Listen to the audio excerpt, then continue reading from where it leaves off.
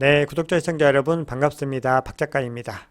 자, 어제는 제가 중요한 인터뷰가 있어서 시황 영상을 생략을 했습니다. 자, 어제 LA에서 활동하고 계시는 26만 구독자를 보유하고 계신 유튜브 인플루언서이십니다.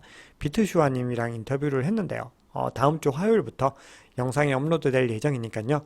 여러분 좀 많이 기대해 주셔도 좋을 것 같습니다. 투자에 도움이 되실 만한 이야기들 좀 가득가득 나눴으니까요. 많이 시청해 주시고 많이 댓글을 통해서 또 여러 가지 질문들 남겨주시면 좋을 것 같습니다. 자, 그러면 토요일 시황 영상 시작하겠습니다. 오늘 영상이 도움이 되셨다면 구독, 좋아요, 댓글, 알림 설정 정중히 부탁드리겠습니다. 네, 먼저 미국 3대 지수부터 보겠습니다. 지금 3대 지수 모두 하락으로 마감을 했는데요. 그 중에서도 지금 가장 크게 하락한 거는 지금 나스닥입니다. 이틀 연속으로 하락을 했는데요. 지금 10년물 국채 수익률이 심리적인 저항선인 5%를 일시적으로 돌파하면서 그 금리 부담 때문에 지금 미국 증시는 버텨내지 못하고 있는 모습을 보이고 있습니다. 자, 그래서 지금 투자자들은요, 채권 시장의 움직임을 가장 주목을 하고 있고, 그리고 그 전날에 제롬 파월 연준 의장의 발언이 어떻게 보면은 시장의 어떤 하락의 트리거가 됐는데요. 그런 부분들까지 한번 알아보도록 하겠습니다. 네, 전날 파월 연준 의장이 어떤 이야기를 했냐면은 인플레이션이 여전히 너무 높으며 정책이 제약적이지만 너무 긴축적이라고 생각하지는 않는다. 또 이렇게 얘기를 했습니다. 자, 이 얘기는 추가 긴축 가능성이 열려 있다라는 걸 의미를 하는 거죠. 근데 이게 시기가 좀 좋지 못한 게 지금 계속해서 국채 금리가 치솟고 있는 상황에서 지금 나머지 연준 인사들은 비둘기파적인 발언들을 좀 이어왔는데 여기에다가 갑자기 찬물을 확 끼얹으면서 지금 시장이 좀 급격하게 반응을 하는 모습을 보였습니다. 자, 그러면서도 또 늘 그렇듯 여지를 남겨줬는데요. 불확실성과 위험, 그리고 우리가 얼마나 멀리 왔는지를 고려해서 위원회가 신중하게 진행하고 있다. 또 이렇게 좀 달래는 듯한 발언을 했습니다. 하지만 그럼에도 훨씬 더 포인트는 지금 여기에 찍혀 있는 거죠. 네, 연준의 대장인 파월이 매파적인 발언을 하니까 이후에 또 인터뷰하는 이 연준 고위 인사들도 약간 좀 부정적인 뉘앙스들의 발언들을 많이 했습니다. 레피얼 보스틱 애틀랜타 연은 총재 같은 경우도요. 연준의 금리나 시점을 묻는 말에 인플레이션이 2%에 가까워질 때다 이런 원론적인 대답을 했다가 구체적으로 좀 얘기해 달라라고 다시 물어보니까 대략 2024년 말이라고 말하고 싶다. 또 이렇게 얘기를 하고 있습니다. 그러니까 시장의 어떤 기대와는 조금 다른 뉘앙스라고 볼 수가 있죠. 자, 그리고 로레타 메스터 미국 클리블랜드 연은 총재도요. 연방 기금 금리가 고점에 다다랐거나 그 근처에 있긴 하지만 나는 추가 인상을 지지하는 쪽에 있다. 또 이렇게 이야기를 하고 있습니다. 네, 그래서 조금 진정세로 접어들고 있던 이 국채금리가 파월의 발언 이후로 5%를 좀 일시적으로 딱 터치하고 돌파를 하고 이제 떨어졌습니다. 자, 이게 2007년 이후로 가장 높은 수준으로 치달은 건데요. 보시면은 이 정도로 높았던 순간은 없었던 거죠. 자, 그리고 나서 금리가 다시 좀 하향으로 지금 전환을 했는데 그럼에도 불구하고 시장에서는 고금리 환경이 지속될 수 있다는 우려에 주가가 큰 하방 압력을 받았습니다. 자, 그런데 여기서 이제 중요한 거는 어제 그저께 굉장히 미국 주식 시장이 하락하는 와중에도 이 비트코인을 비롯한 암호화폐 시장은 어떻게 됐는지 살펴보면은 굉장히 다른 움직임을 보였다라는 걸 알 수가 있습니다. 자, 이거는요, 가격 퍼포먼스를 의미하는 건데요. 지금 비트코인이 이 같은 기간 동안에 미국의 20년물 국채 금리와 비교를 했을 때 수익률을 비교를 해보니까 이 비트코인이 월등히 높았다라는 걸 볼 수가 있죠. 그런데 더 중요한 건요, 바로 다음 페이지입니다. 미국의 장기 국채라고 하면은 그동안 안전자산의 대명사였죠. 그런데 지금 이 변동성을 보시면은 2021년 들어서 계속해서 상승하는 모습을 보이고 있습니다. 그런데 반면에 비트코인은 어떤가요? 자, 이 시기부터 계속해서 변동성이 줄어들어서 지금 이 시점에 봤더니 오히려 20년물 국채 금리보다도 변동성이 더 덜해졌다는 겁니다. 그러니까 이 비트코인이 어떤 자산인가요? 정말 특이한 자산인 게 수익률은 20년물 채권 금리보다 훨씬 높은데 안정성도 더 높다라는 거죠. 그러니까 지금 대체 자산으로서 이 비트코인의 위상과 이 정체성이 완전히 달라졌다라는 것을 갖다가 이 표로 직접 확인을 할 수가 있는 겁니다. 그래서 지금 비트코인 현물 ETF가 굉장히 중요한 화두가 되고 있는데 그거는 어떻게 보면 비트코인의 어떤 큰 변화에서 하나의 단계라고 볼 수가 있는 겁니다. 사실은 이 비트코인의 정체성이 계속해서 변해가면서 기관 자금들이 어떻게 유입되고 이 월가가 이 비트코인을 가지고서 어떤 식으로 접근을 할 것인가에 대한 부분들은요, 이 ETF는 어떻게 보면 시작에 불과하다는 것이죠. 네, 그리고 비트코인의 대체 자산으로서의 정체성은요, 지금 거시경제 환경이 계속해서 달라지고 있는 상황에서는 더 많은 빛을 발휘할 수가 있습니다. 자, 그리고 지금 경기 침체에 대한 시그널들도 계속해서 이제 고개를 들고 있습니다. 본격적으로 그런 이야기들이 더 많이 지금 시장에 나오고 있고, 지금 미국의 고용 지표들이 굉장히 견고하게 나오지만, 지금 민간 고용 지표와 그리고 정부 주도로 발표하고 있는 고용 지표의 결과가 굉장히 다르다는 걸 갖다가 우리가 확인을 해왔는데, 어떻게 보면은 이 고용 지표를 정부에서 환산하는 방식 자체가 굉장히 문제가 있을 수가 있다라는 거거든요. 그래서 지금 현재 실물 경제들 그리고 이제 실제로 이 사람들이 느끼고 있는 이 경제 어떤 빈곤함, 이 체감들과는 분명히 차이가 있다라는 걸 갖다가 또 다른 많은 지표들에서도 확인을 할 수가 있거든요. 그래서 지금 보시면은 10년물과 2년물의 어떤 금리 차이 역전이 바로 이 스프레드가 발생을 하고 있는 것이 정상적인 상황이 아니다라는 거죠. 왜냐하면 장기 국채가 당연히 단기 국채보다 수익률이 더 높아야지 정상적인 상황이라고 볼 수가 있는 거죠. 그래서 지금 이 스프레드가 발생한 상황인데 여기서 급격하게 가파르게 줄어드는 구간들이 나타나고 있는데 이 과거의 사례들을 봤을 때는 그런 구간에서 늘 경기 침체가 왔었다라는 거거든요. 자, 그러다 보니까 지금 이 연준에 계속해서 금리를 갖다가 지금 굉장히 좀 강하게 긴축을 유지하고 있는 이 정책들이 결국은 계속해서 미국의 경제에 굉장히 많은 타격들을 주고 있다라는 겁니다. 실물 경제 자체에. 그래서 올해 남은 기간 동안에 금리를 동결할 것이다라고 하는 의견이 지금 압도적으로 상승을 해서 11월 달에 동결할 것이라고 하는 의견은 99.9%입니다. 지금 사실상 100%이고요. 나머지 0.1이 어딨냐면은 금리를 인하할 것이다라는 의견에 오히려 0.1%를 베팅을 하고 있습니다. 자, 그리고 12월 달에도요, 80.1%까지 치솟았습니다. 그리고 지금 금리를 인하할 것이다라는 의견이 0.1%가 또 집계가 되고 있는 거죠. 네, 이런 상황에서 지금 비트코인은 어제 크게 장대 양봉을 그리면서 상승을 했습니다. 어제 30K를 뚫고 거침없이 상승을 했는데 결국은 지금 하락을 해서 30K 하단에 위치를 하고 있고요. 지금 촬영하고 있는 1시 정도의 시점에서는 29.6K에 머물고 있습니다. 네, 비트코인 도미넌스도 크게 장대 양봉을 그리면서 지금 52.59%까지 상승을 했습니다. 그런데 이 현상들은요, 우리가 이 비트코인 도미넌스가 상승을 해야지 우리가 대세장으로 가는 첫 번째 단계라는 거는 많이 알고 계십니다. 그러니까 비트코인 가격이 상승을 하면서 비트코인 도미넌스가 함께 상승을 한다라는 개념이 중요한 거죠. 네, 그런데 여기서 또 중요하게 봐야 되는 지점이 2022년 2월에 러시아와 우크라이나의 전쟁이 발발했었죠.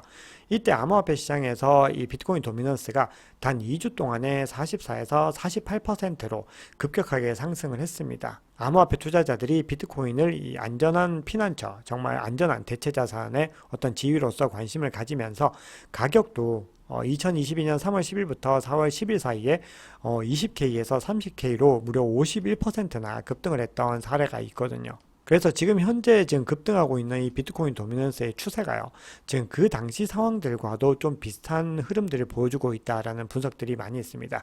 그래서 만약에 역사가 반복이 된다라고 했을 때는 앞으로 몇 주 안에 그 정도의 반등을 통해서 비트코인이 40K까지 도달할 수 있다라는 전망들도 나오고 있습니다. 물론 이거는 이제 과거의 하나의 사이클들, 과거의 패턴을 통해서 지금 하고 있는 얘기지만 지금 비트코인 도미넌스가 계속해서 상승을 하면서 비트코인 대세장이 이루어지고 있고 그리고 반감기가 다가오는 시점이라고 봤을 때는 그럴 가능성도 분명히 배제할 수 없다는 의미인 거죠. 네, 그리고 어제 공포 및 탐욕 지수는 하루 사이에 10계단 상승을 해서 지금 탐욕 단계로 곧바로 진입을 했습니다. 네, 그래서 파이어 차트에서 지금 이 매수벽이 뚜렷하게 형성된 구간은 가격대 바로 하단 29.2K 부근에 여기서 이제 조금 진하게 형성이 되고 있고 그 하단으로는 대부분 좀 희미하게 형성이 되어 있습니다. 그러니까 지금 현재 가격이 하락을 하더라도 그 밑까지는 단기적으로 하락을 하지 않을 것이다 라는 생각들이 조금 더 지배적인 것으로 보이고요. 매도벽 같은 경우는 상황이 다른데요. 지금 보시면은 30K에서 가격이 거기까지 올라갔을 때 순식간에 매도벽이 가장 진한 단계로 형성이 됐습니다. 그래서 지금 베어리시한 세력들이 이 구간에서 굉장히 강하게 저항을 하고 있다는 걸 볼 수가 있고 여전히 30K에서는 강력하게 매도벽이 존재하고 있습니다. 그래서 가격이 다시 30K로 진입을 하게 됐을 때는 아마도 가장 강한 매도벽으로 형성될 가능성이 높습니다. 그래서 지금 이 구간을 뚫고 올라가는 것이 첫 번째로 가장 중요한 부분이고요. 이 기술적인 분석과 함께 뒤에서 조금 더 자세한 얘기를 해보겠습니다. 네, 그러면 고래들의 움직임을 한번 보겠습니다. 가장 큰 규모의 갈색 고래 같은 경우는 자, 이 구간에서 진입을 하고 계속해서 이 시장을 관망하고 있었습니다. 그렇기 때문에 이 구간에서 상승한 구간에서는 이 계속해서 관망을 했었고, 그 구간 동안에는 이 보라색 고래와 빨간색 고래가 진입을 했었고, 그리고 이 초록색 고래가 진입을 한 것을 볼 수가 있습니다. 자, 그리고 나서 가격이 한 번 더 크게 또 반등을 했던 이 구간에서는 가장 큰 규모의 이 갈색 고래가 진입을 한 것을 볼 수가 있습니다. 그런데 이 같은 기간 동안에 보라색 고래와 빨간색 고래는 오히려 물량을 던져내면서 반등 이후에 바로 가격이 하락하는데 이 두 개의 고래가 기여를 했다라는 것을 볼 수가 있습니다. 그리고 지금 갈색 고래 같은 경우는 이 구간부터는 계속해서 관망을 하고 있고요. 오히려 보라색 고래와 지금 빨간색 고래는 소폭 진입을 하고 있는 모습들을 볼 수가 있습니다. 네, 그러면 시장의 상황들을 온체인 지표를 통해서 좀 살펴보겠습니다. 제가 지난번 시황 영상에서 이 SOPR 지표에 대해서 말씀을 드렸습니다. 자, 이를 기준으로 해서 1보다 크면은 수익을 얻고 있는 것이고 1보다 적으면은 손실을 보고 있다라는 거죠. 그래서 이 쇼텀 홀더들의 이 상황들을 한번 살펴봤을 때 1보다 크지만 상승 추세이냐 하락 추세이냐에 따라서, 그리고 1보다 작지만 또 상승 추세이냐 하락 추세이냐에 따라서 이 시장의 흐름들이 좀 달라진다라고 말씀을 드렸는데, 지금 위에 1보다 큰 구간들의 한번 사례들을 보시면은 지금 가격이 이 상승하는 구간에서도 이 추세들이 이제 꺾이는 구간에서는 얼마 지나지 못해서 가격이 다시 하락세로 전환하는 걸 볼 수가 있습니다. 그러니까 지금 수익권에 있지만 SOPR이 하락 추세라고 하는 거는 결국은 큰 힘을 받지 못하고 다시 가격이 무너질 수 있는 여지가 있었다는 거죠. 그런데 지금 최근에 다시 이를 뚫고 이제 크게 반등을 하는 모습들을 보이고 있는데, 지금 상승 추세로의 어떤 전환 움직임을 보이고 있습니다. 그래서 지금 SOPR 지표로 봤을 때 상승세가 돌아오고 있다라는 것을 볼 수가 있고요.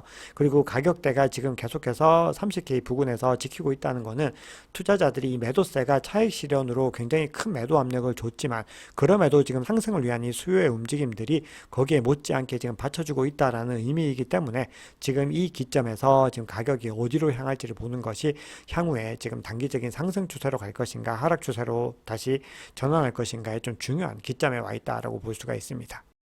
네, 옵션 거래를 통해서도 좀 살펴보면요. 옵션 25 델타 스큐라고 하는 지표가 있습니다. 이 스큐라고 하는 지표는 이 풋옵션에서 콜옵션을 뺀 이 내재 변동성의 차이를 의미를 합니다. 콜옵션은 미래 특정 날짜에 이 특정 가격의 비트코인을 구매할 수 있는 권리를 의미하죠. 반면에 이 풋옵션은 미래 특정 날짜 특정 가격에 이 비트코인을 판매할 수 있는 어떤 권리를 의미를 합니다. 자, 그래서 이제 풋에서 콜을 뺐을 때 콜이 커지게 되면은 이게 마이너스로 이게 가게 되겠죠. 이 델타 스큐 값이. 그래서 지금 보시면은 굉장히 음수 값을 보이고 있는데요.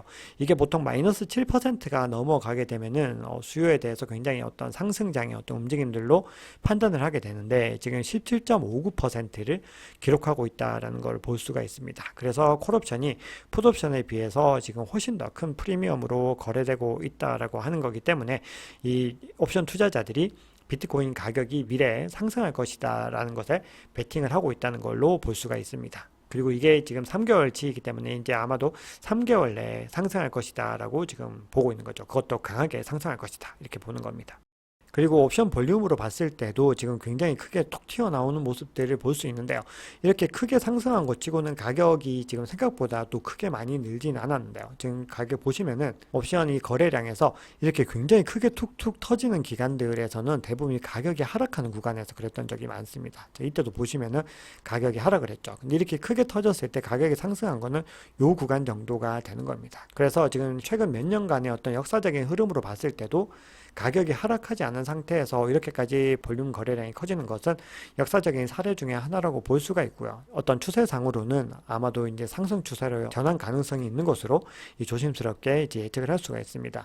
네, 그리고 간혹 소개해드리는 지표인데요. 지금 롱텀 홀더들의 공급과 숏텀 홀더들의 공급의 어떤 차이들을 이제 보여주는 온체인 지표인데요. 지금 롱텀 홀더들은 계속해서 매집을 하고 있는 분위기고, 숏텀 홀더들은 계속해서 시세 차익을 실현을 하고 있는 모습들입니다. 그리고 이게 지금 역사적으로도 2020년 이후로 봤을 때 이렇게까지 역사적으로 크게 늘어났던 경우가 없었던 거죠. 그런데 이게 어떤 사회적인 관심도들과 이제 변동성들, 유동성들이 돌아오게 되면은 이제 이게 이런 식으로 이제 바뀌게 된다라는 거거든요. 그래서 이 구간에서 이 크로스가 되는 이 구간부터 폭발적인 증가를 하게 되는 걸 볼 수 있습니다.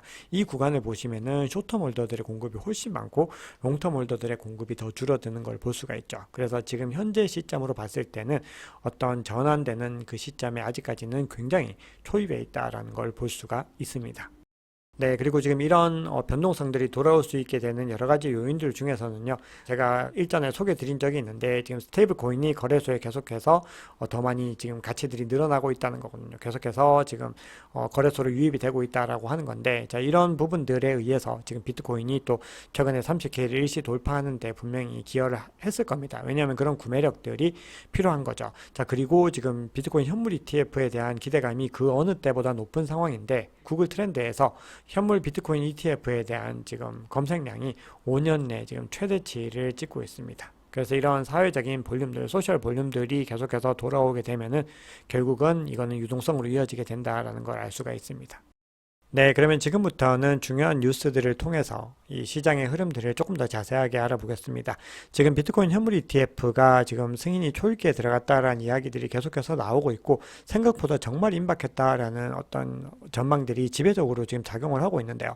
그런 상황에서 지금 인베스코와 갤럭시 디지털이 함께 이더리움 현물 ETF를 지금 정식 심사를 요청했다라고 하는 기사가 전해졌습니다.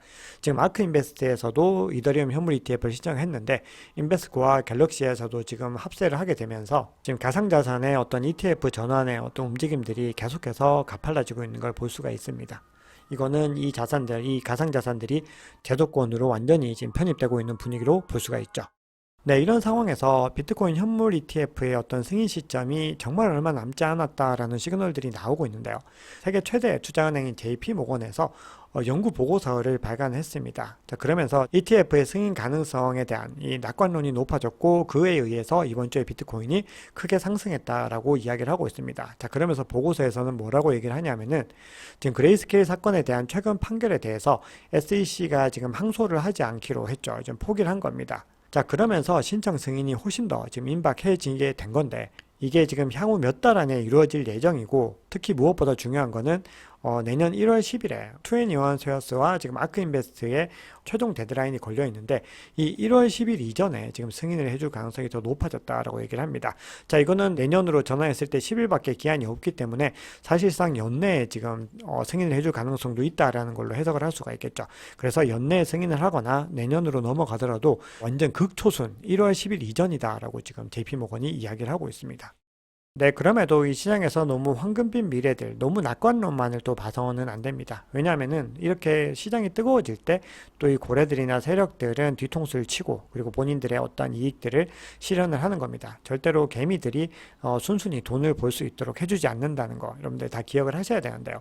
자, 지금 암호화폐 헤지 펀드들이 굉장히 많은 지금 자금들을 운용을 하고 있는데 현재 한 100억 달러 정도 지금 한화로 환산하면 한 13조에서 한 14조 정도 되는 돈들을 지금 운영을 하고 있는데 이 중에서 거의 절반에 가까운 금액들은 시장에 단기적으로 사용을 할 수가 있다는 겁니다. 그래서 아마도 이런 자금들이 단기 상승장과 관련이 되어 있을 수 있다라고 지금 디파이언스 캐피털에서는 밝히고 있는데요. 여기서 봤을 때 우리가 알 수 있는 부분은 결국 이 가격을 움직이는 주체는 세력들과 고래들에 의한 것이다라는 걸 알 수가 있죠. 그리고 고래들이 시장을 갖다가 부스팅을 하면은 그때 개미 투자자들, 이 새우들이 계속해서 시장에 유입되면서 시장이 더 붐업이 되는 패턴으로 가게 되는 겁니다. 자, 그런데 우리가 이런 현물 ETF 승인에 대한 어떤 기대감들과 그리고 여러 가지 향후 있을 여러 호재들에 의해서 지금 비트코인 시장이 굉장히 분위기가 좋지만 중장기적인 관점으로 봤을 때는 FTX, 셀시우스 그리고 채굴자들, 미국 정부, 마운트 곡스 이런 곳에서 또 쏟아낼 수 있는 자금이 50억 달러 이상이 되는 물량들이 있다라는 거거든요. 그래서 정말 시장이 갑자기 뜨거워지는 순간에 이런 것들을 확 쏟아내서 지금 다시 찬물을 끼얹고 이런 움직임들이 반복이 될 수 있다는 겁니다. 네, 그러면 단기적인 가격 전망들과 좀 중요한 구간들을 좀 보겠습니다. 자, 현재 가격이 촬영 시점 기준으로는 거의 요 구간에 위치를 하고 있습니다. 29.6에서 29.7K 정도를 왔다 갔다 하고 있는 구간이죠. 자, 그리고 나서 이제 상단과 하단으로 봤을 때, 자, 우선 이 가격이 상승하는 구간들을 봤을 때는 요 구간의 경우에는 매물대가 두텁지 않기 때문에 조금만 매수세가 힘을 내면은 상승할 수 있는데 중요한 건 바로 요 구간입니다. 바로 이 30K, 즉 3만 달러 부근에서 굉장히 좀 중요한 저항 구간을 만나게 되는데요. 여기에 지금 149만 개의 주소가 이 가격 부근에서 BTC를 매수를 했습니다. 그리고 이 주소들의 현재 73% 정도가 지금 수익 상태라고 나오고 있어요. 그래서 이 구간을 돌파하기 위해서는요, 73%의 주소가 수익을 확보하기 위해서 비트코인을 판매를 해야지만이 이 구간을 이제 뚫고 올라갈 수 있는 거죠. 그렇기 때문에 이 구간이 굉장히 좀 힘든 구간이다라고 볼 수가 있는 겁니다. 그래서 지금 이 구간에서 어떤 식으로 가느냐에 따라서 크게 방향성이 달라질 수 있는데, 왜냐하면 이 구간을 뚫고 가게 되면은 이 구간들이 이제 두텁지 않다는 거죠. 그래서 이 구간보다는 조금 더 낮은 저항 구간으로 작용을 할 수 있다는 겁니다. 자, 그래서 이걸 갖다 조금 더 이제 가격대를 갖다가 자세하게 좀 살펴보면은, 지금 현재 가격이 현재 요 구간까지 지금 와 있습니다. 현재 거의 30K 문턱까지 와 있는데, 우리가 지금 이 구간에서 상승 추세로 전환을 하기 위해서는 세 가지 조건 정도를 이제 확보를 해야 되는데, 27.7K 이상을 일단 유지를 해줘야 되는 겁니다. 왜냐면 이 구간에서 매물대가 굉장히 두텁게 형성이 되어 있어요. 근데 지금 현재 유지를 하고 있다는 거죠. 그리고 이 구간까지 내려올 가능성이 단기적으로는 크지 않다는 거죠. 그리고 두 번째는 그 다음 또 두터운 28.5K 부근을 이제 지금 돌파하고 유지를 해야 되는데, 역시나 이 구간을 돌파를 한 상태입니다. 자, 그리고 마지막으로 이제 가장 두터운 이 구간이 남아 있는 거죠. 자, 그래서 지금 29.5K까지 가격대가 딱 올라와 있는데, 이걸 지금 현재 단기적으로는 돌파를 했지만, 중요한 거는 이 구간을 유지를 하면서 이 저항 구간이 지지 구간으로 전환이 되어야 된다라는 부분입니다. 그래서 우리가 이 구간들이 어떻게 작용할지, 주말 동안에 어떤 변화를 보이게 될지 한번 함께 지켜봐야 됩니다.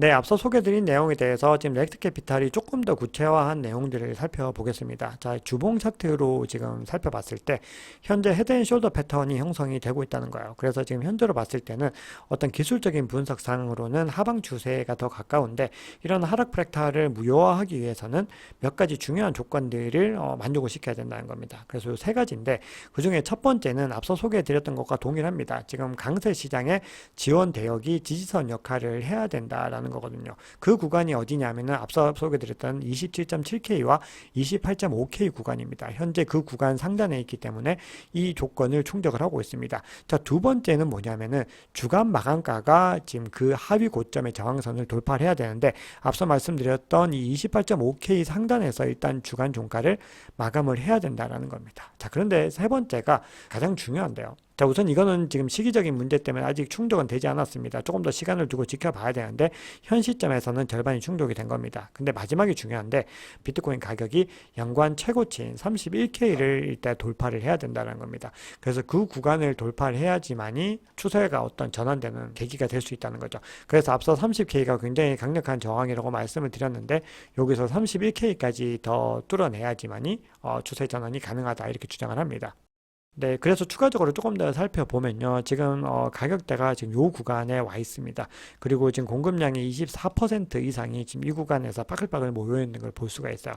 거래가 굉장히 많이 일어났다라는 건데요.